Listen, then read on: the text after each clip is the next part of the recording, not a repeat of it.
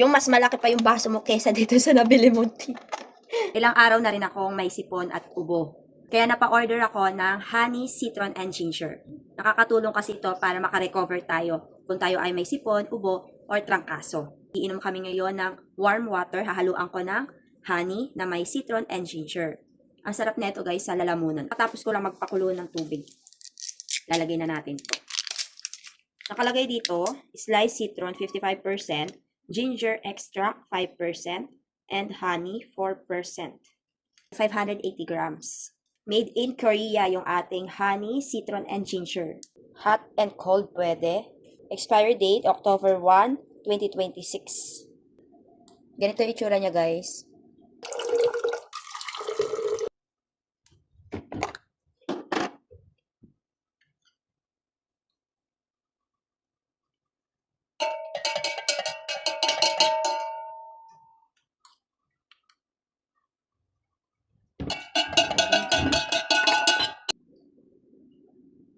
Orange.